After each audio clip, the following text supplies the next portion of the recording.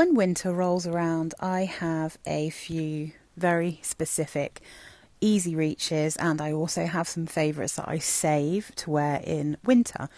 Some of them because they just perform best in winter, some because they're too strong for me to wear any other time, and some because they're very sweet, and there's a certain type of sweetness that I really have to wear in cold weather, otherwise I find it overwhelming.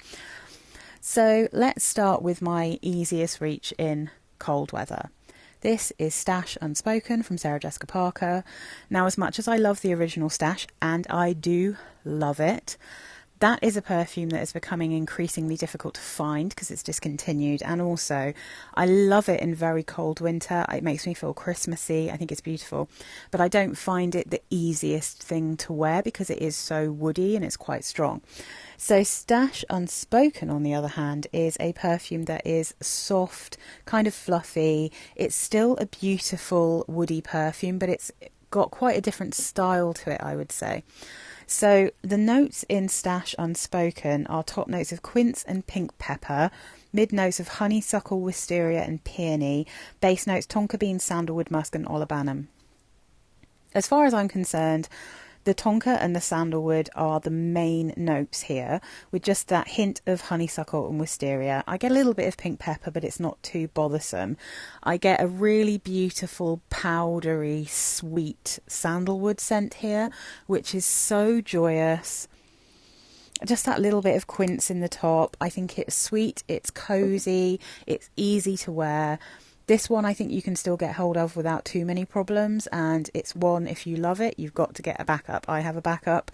I'm obsessed with it. I love it. As you can see, I have a big dent in this one because it's just such an easy reach for me in cold weather. This is warm and cozy and delicious. So yeah, that's Stash Unspoken by SJP, and I just think it's such a beautiful perfume.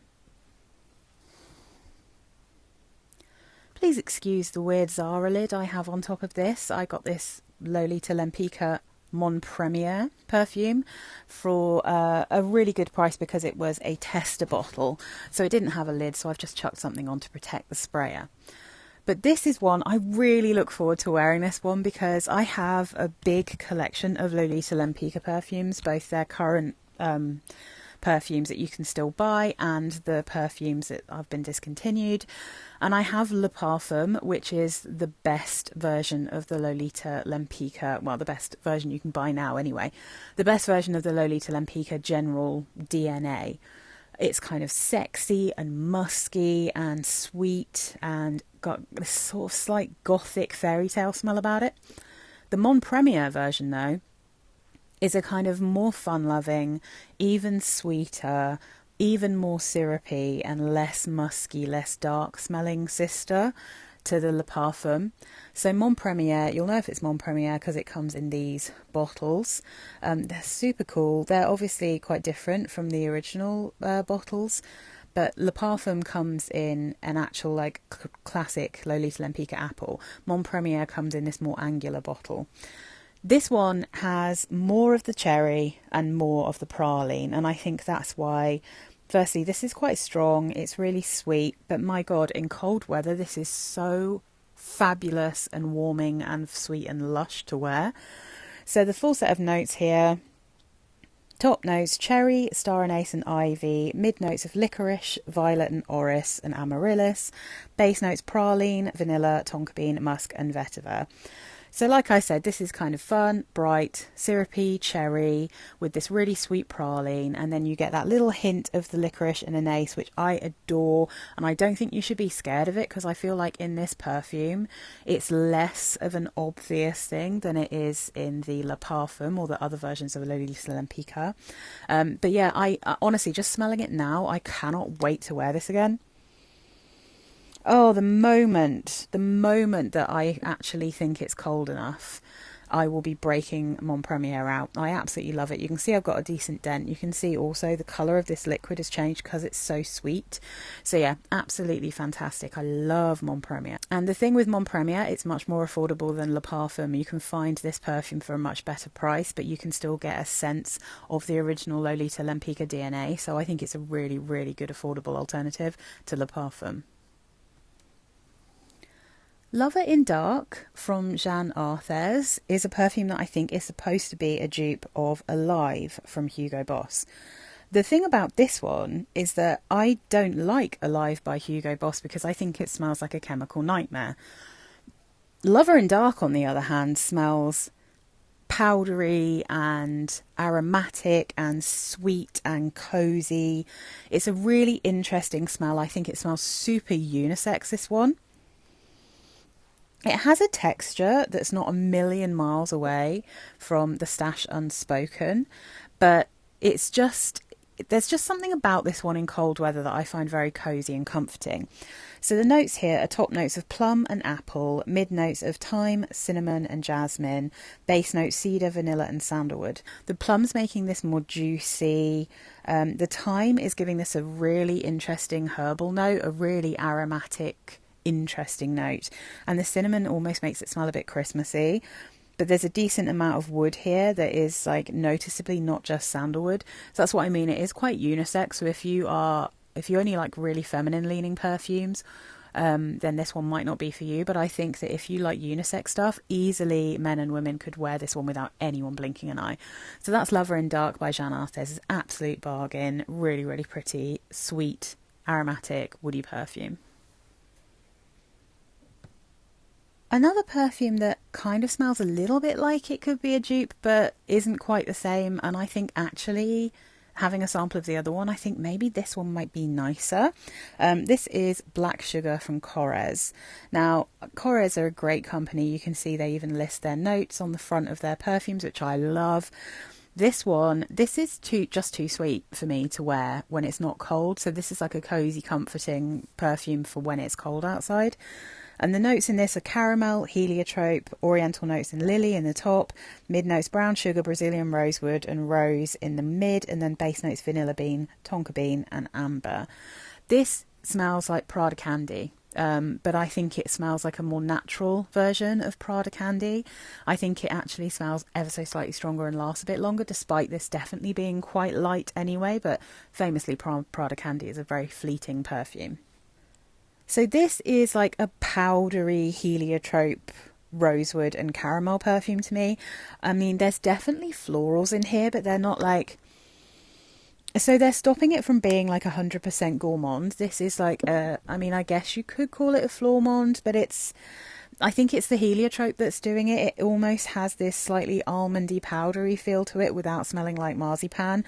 The caramel and the sugar is definitely obvious here, but I feel like there is just that hint of Brazilian rosewood mixed with all the sweetness that is just keeping this as quite an interesting powdery perfume.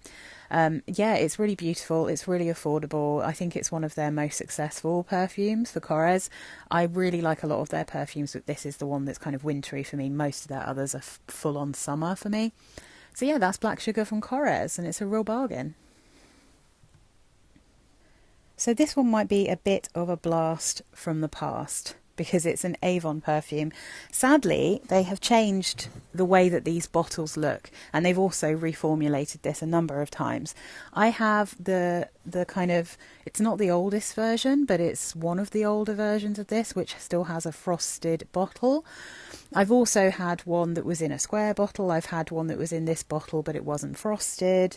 And I have had the new version to test them out, and this is my favourite version. You can still get this on eBay quite easily if you're looking for it, and they do still seem to age quite well most of the time. The new one is a little bit lighter and maybe not quite as sweet as it was, and maybe a little bit more floral. But far away, this is a weird perfume, and it is one that genuinely can smell a bit poisonous to me at certain times of the year. But then when it gets cold, I kind of go through little phases of being addicted to it. There is something so strangely amazing about this, but I think also that might be because I had this when I was a child and it first came out because my mum used to buy me Avon perfumes. So the notes in this are coconut, ylang ylang, peach, karakurunde and orange in the top, mid notes of jasmine, gardenia, violet, freesia, osmanthus and rose in the mid, base notes of vanilla, sandalwood, amber and musk. It has that kind of classic thing. They used to call it an oriental floral, but I feel like it's kind of maybe got that ambery and unusual exotic floral scent to it, but it's got quite a lot of vanilla in this as well. I get lots of ylang ylang in this, and I think that's a really interesting scent. It has a slightly plasticky, dull, heady smell about it, which I really enjoy. If you know what Cashmere smells like from Chopard, which is another perfume I'm very, very fond of, this kind of smells a little bit like that. I do think that there's a lot of crossovers in the notes, and I do think they smell quite similar. It's just this is the one that I like to wear at home when I'm feeling cozy, and Cashmere is one that I would wear to like a special event.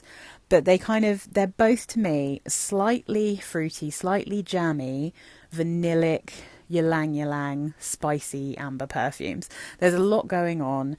I do think this is a really interesting perfume. I think if you can get them in any of the bottles that are even slightly like this, they're better than the new ones. They're a completely different bottle. But yeah, I mean, I'm just really fond of Far Away. I think it's a really cozy, yummy perfume, but it's definitely a little bit of a tricky one. So I think this might be a love and a hate, a love or a hate for some people. Jimmy Choo Illicit is, if you can get this for a good price, which normally you can get this for under £40.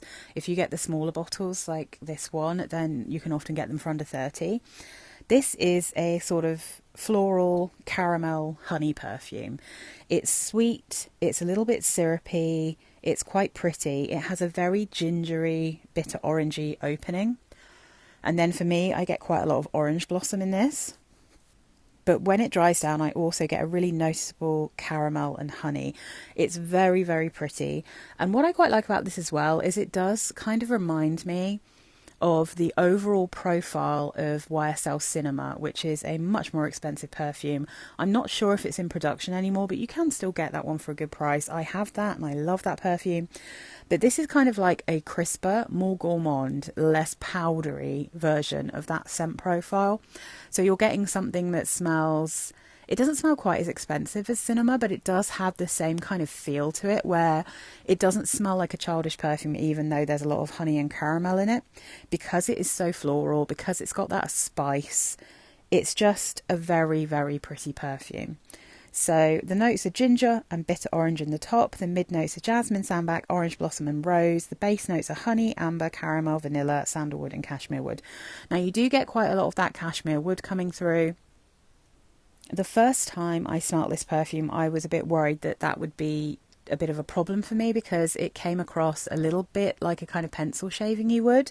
But I think that the caramel and the honey overtake the kind of pencil shaving-y smell, and you just get this kind of yummy, sweet, tasty, slightly orange blossomy perfume. Really, really nice. A really affordable, lovely, warming perfume for this time of year. So yeah, that's Jimmy Choo's Illicit, and it also has a really cool bottle. I really like this one. So yeah, that's Illicit from Jimmy Choo. This one is quite new to my collection, and I know that for some people this might be a bit tricky to find, but we can get this quite easily in the UK and for like less than £30 for a 50ml. This is Pure Fantasy Elixir from Britney Spears. This is a perfume that was going to be released and then was never officially released, but somehow bottles of it ended up out in the market anyway. And I do think this is the nicest version of like the Fantasy DNA. I know they have like the old version of Fantasy, then they had a special like anniversary edition of it, and I think they've got an intense version which has quite a strong patchouli in it, and then obviously the Fantasy that's out and about now. I'm not keen on that one. I find it too shampooey. It's not one that I love, but this is a kind of more gourmand, less fruity, more creamy version of that Fantasy DNA. So when I first got it, I was like, I don't know whether this is going to be too fantasy-like for me because I don't love the original. But when this dries down, that vanilla and tonka combination just becomes very creamy, very cozy, really fun to wear. It's sweet, it's girly, it's cupcakey, and it has a little bit of that plasticky cupcake note that I really, really like from like Fantasy Sheer and Jungle Fantasy. So the full set of notes here: top notes nectarine, lychee and quince, mid notes of kiwi, cupcake and jasmine, base notes vanilla bean, tonka and sandalwood. So I mean, you do get fruitiness in the top. You can tell this is a fantasy perfume. You can sense the DNA from the original fantasy. But really, it's all about this vanilla, vanilla bean, tonka bean and cupcake. That is the main thing going on here. And thankfully, the jasmine doesn't overtake this and become too cloying, because sometimes I can really struggle with that. But yeah, so, I mean, just a really cute perfume. Really nice one. That's Pure Fantasy Elixir from Britney Spears.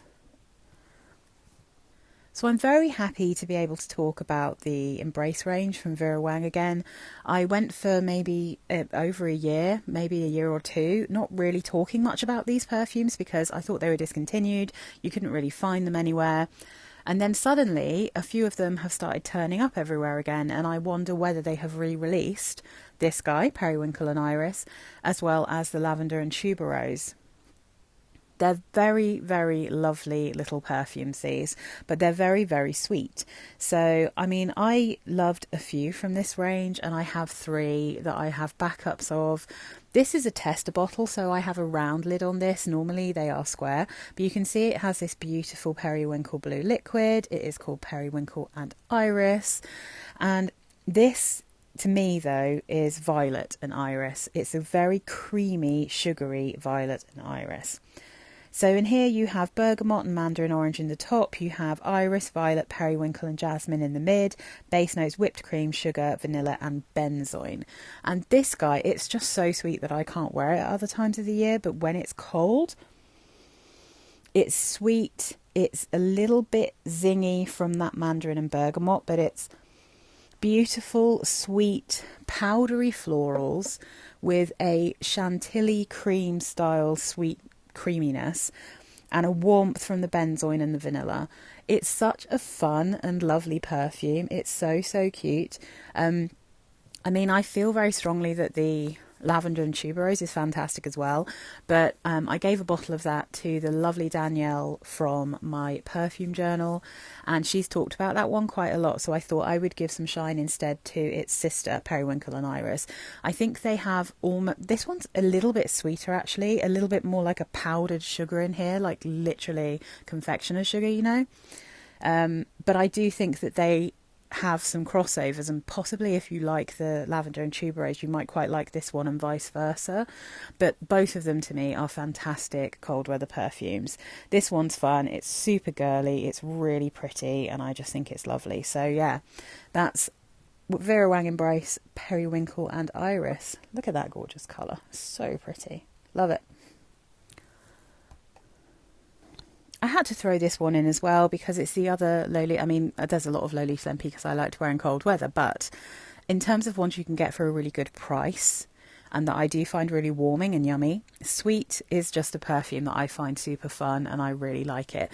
This is a cherry perfume that to me smells a little bit like a cherry chapstick, you know, like a cherry lip balm. It has like a waxy texture to it, a slightly makeup-y texture, and I think it is supposed to have a cherry lip gloss accord. So this has the cherry from the original Lolita Lempicka, but then it doesn't have the spices. It's got slightly different florals. So it's like they've taken that cherry note out and mixed it with some other things, and you're getting like a different perfume. But it's so tasty and fun. My husband really likes this one as well. And it's just a lovely little bargain as cherry perfume. So the top notes are sour cherry and sugar, the mid notes are cacao, iris and angelica, base notes musk and cashmere wood. Personally, I don't find this cherry to smell medicinal. I don't think it smells like medicine. I don't think it smells like maraschino cherry.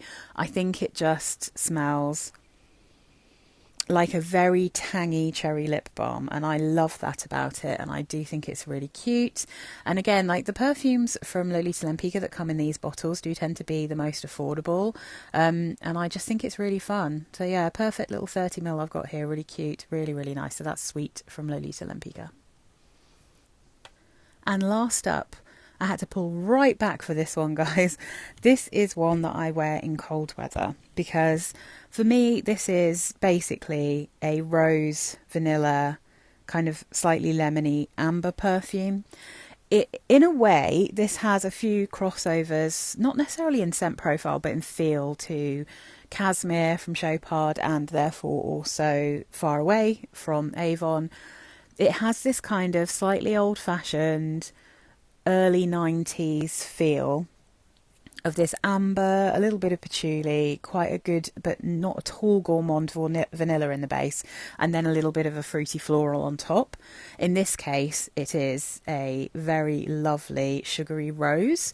So this one, it makes me smile because it's like an ambery Turkish delight.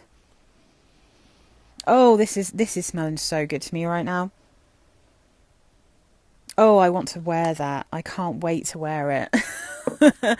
So Tocard, I mean, this is definitely a very specific taste.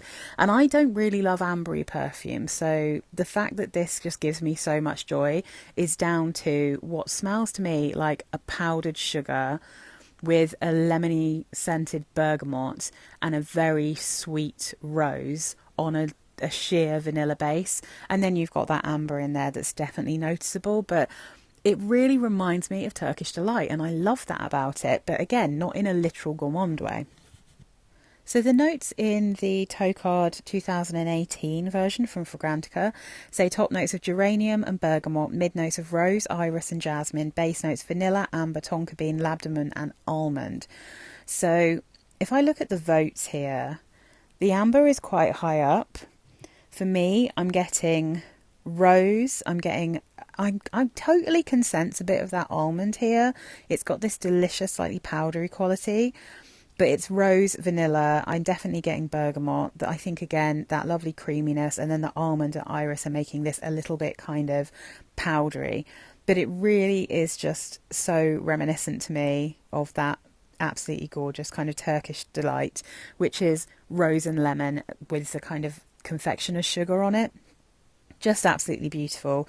This is like I said, the current version. I really like this version. I don't feel the need to get an older version, which some people say is like stronger in the amber, stronger in patchouli, and stronger in geranium. I am very happy with this version. I'm happy that the patchouli isn't too strong in this. They don't even list it in the new notes, but I do think there is a hint of that patchouli because it's exactly the same kind of amber vanilla patchouli base that I smell in Cashmere. Oh, I just think this is fantastic. I'm really excited. Like, I was already quite excited, but sniffing it today while I'm making this video, I'm really excited to wear Tocard. It really makes me smile. I don't have many rose perfumes. There aren't many rose perfumes that I enjoy. It's not my favourite note in perfumery, even though it's one of my favourite notes in nature, if you see what I mean. I love roses in nature. But Tocard is my kind of rose when it comes to a perfume. It's sweet. It's kind of slightly fluffy. It's fun. I just really like it. So yeah, that's a really nice place to end, guys. I hope that you liked this video. I hope it was helpful. Please do subscribe if you're interested in affordable perfumes. That's what I talk about a lot of the time. And if you're already subscribed, thank you so much for supporting my channel. Let me know what your winter warmers are down below and what you're really looking forward to wear when it gets proper cold. All right, bye guys.